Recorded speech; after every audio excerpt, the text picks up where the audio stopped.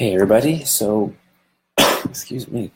The verse of today, did I write that right? Yeah, verse of the day is Hebrews chapter 12, verse 2. I know it's late, I'm kind of tired, but I want to do this from anybody who's watching and mainly for myself.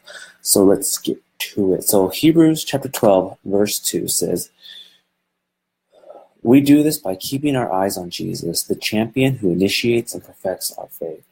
Because of the joy awaiting him, he endured the cross, disregarding its shame. Now he is seated in the place of honor beside God's throne." And that's the New Living Translation. And then NIV, it kind of runs like it finishes the sentence from verse one. It says, but so again, like as we keep talking about that, like the heading for this chapter is God's discipline proves his love.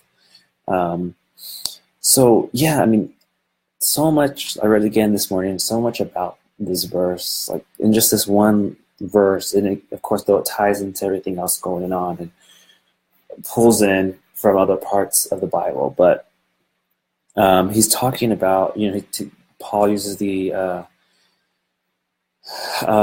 metaphor of running a race, to, that there's a race, run with endurance, the race that God has set before us. And when you're a runner, the least amount of weight you have on yourself, you go faster. So, strip off all the weight that slows us down. And it's this sin that so easily trips us up. So he's talking about that. So in verse 2, I'm saying Paul, but we don't even know who wrote Hebrews. So the writer says, we do this by keeping our eyes on Jesus. So, obviously, so our focus is on Christ. And so then it's saying, okay, so if we do this, then we need to know then who Christ is. So in that, he's saying the champion who initiates and perfects our faith. And I kind of like also the NIV has it, the pioneer and perfecter of our faith. So one kind of different ways of saying it, but I love that it's allowing us to see Christ, from the beginning of John, that it talks about that Christ was there from the beginning. So not only is he in the embodiment of our faith, but he's the one he wrote, another version says he's the author and finisher of our faith. So he's the one not only who embodies our faith, but he's the one who wrote it. He was there at the beginning. He is God. So he's the Son of God, and he is God. And he was there at the beginning when our faith was being written. And so not only is he the writer of it, but then he's the fulfillment of it. He perfects our faith. So when our faith, again, we spoke many times about our faith coming together in culmination of what it was going to be. Israel was waiting for this king, this mighty one, to come and save them, save the nation. And then Christ came in. And we talked about in Isaiah where he just kind of reads the scroll and says, this is me. What is being written here is I am that. And so he wrote that, and then now he's saying, I've come to fulfill what was said here, which then leads so perfectly, because the joy that was awaiting him after, so it's saying he endured the cross, disregarding its shame. So like because of, I'm just rephrasing this second part of the verse, but because of the joy awaiting him, he endured the cross. So in order for him to get to where what needed to happen, he had to take on the cross for us. So, excuse me. So by giving up, he knew that by giving up his life for us, that we would then have, again, we've said this, communion with God. We would have relationship with God. We would no longer be separated.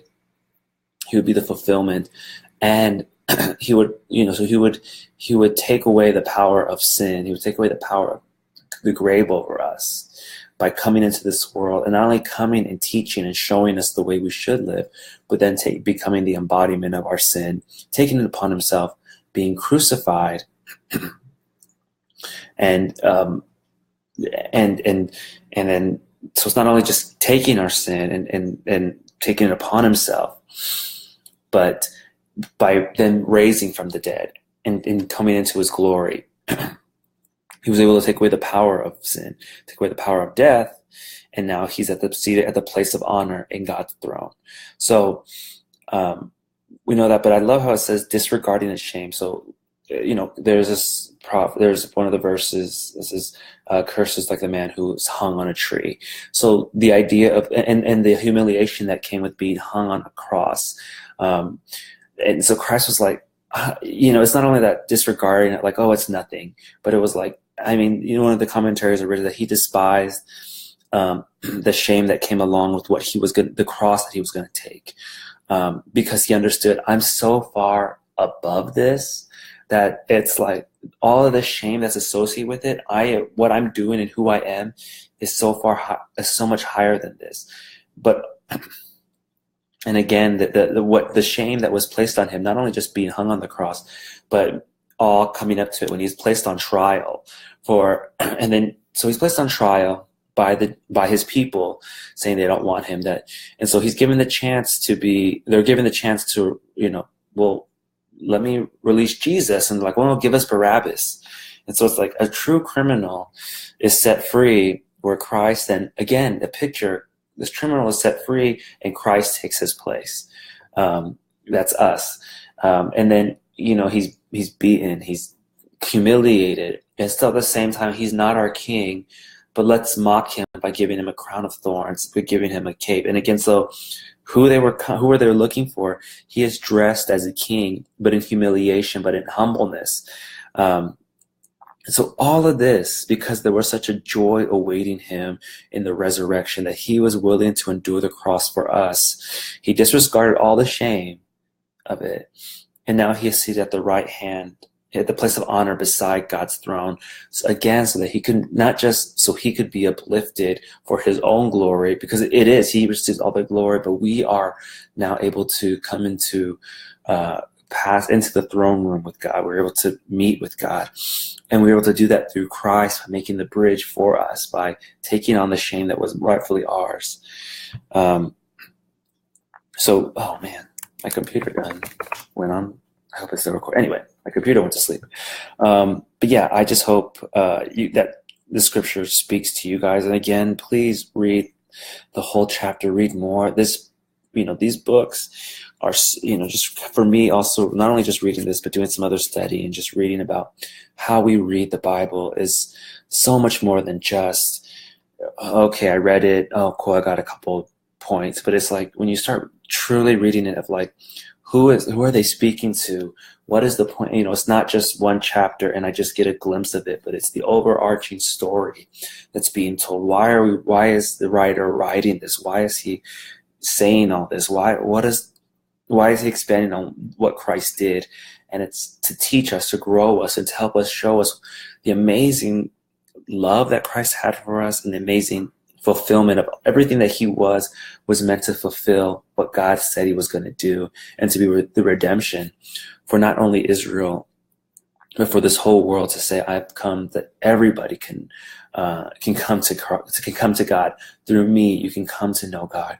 You can receive heaven. You can receive everything promised to you by just through me. And I was willing.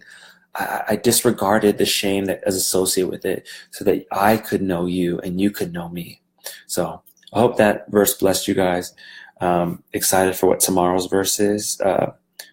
Hopefully, you guys will know it probably if you guys read it. So anyway, hope you guys are blessed tonight, and we'll talk to y'all later. Bye.